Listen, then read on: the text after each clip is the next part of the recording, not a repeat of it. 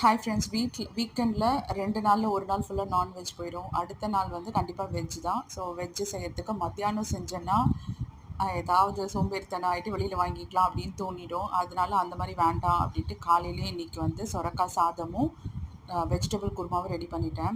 சொரக்காய் வந்து எப்படியாவது சாப்பிட வைக்கணுன்றதுக்காகவே ஒரு ரெசிபியை பார்த்து சொரக்காய் சாதம் இன்றைக்கி ட்ரை பண்ணேன். ரொம்பவே நல்லா வந்திருந்தது. மிச்சம் சொரக்காவை அடுத்த நாளுக்கு வந்து இந்த மாதிரி ப்ரிப் பண்ணி எடுத்து வச்சிட்டேன். காலையில் பிரேக்ஃபாஸ்ட்டுக்கு தோசையும் அதே குருமாவும் கொடுத்துட்டேன்.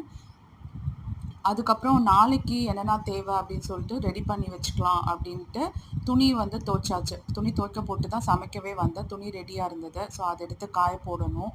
அடுத்து வந்து வீட்டில் கீழே வந்து அயனுக்கு கொடுத்துருந்தேன். அந்த துணியெல்லாம் எடுத்துகிட்டு வந்து வாங்கி வச்சுட்டேன். அதுவும் முடிச்சுட்டு தலைக்கு வந்து மோஸ்ட்லி எல்லாரும் சொல்கிறது வந்து இந்த வெந்தயம் ஏதாவது ஒரு விதத்தில் வெந்தயமும் தயிரும் தான் சொல்கிறாங்க. ஸோ நான் அவ்வளோ டைம்லாம் எனக்கு இல்லை. அதனால ரெண்டுமே ஆயிலாக வாங்கி ஜஸ்ட்டு மிக்ஸ் பண்ணி அப்ளை பண்ணி குளிச்சிடுவேன்.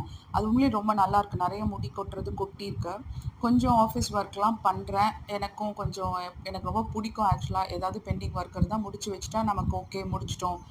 இந்த வீக் வந்து கொஞ்சம் நல்லா ஃப்ரெஷ்ஷாக ஸ்டார்ட் பண்ணலாம் அப்படின்ற இது இருக்கும். ஸோ ஏதாவது பெண்டிங் ஒர்க் வச்சுருந்தேன், டைமிங் இருக்குன்னு கடகடன்னு அதையும் கொஞ்சம் முடிச்சு வச்சுருவேன். வீட்டில் மேட்டெல்லாம் மாற்றிட்டேன்.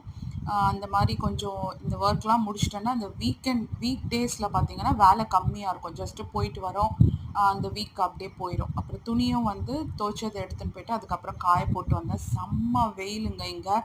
இப்போவே வந்து ஏப்ரல் தான் 41 டிகிரிஸ் இருக்குது. இது வந்து துவைச்ச துணி எடுத்துகிட்டு அப்படியே காய போட்டு வந்தேன்.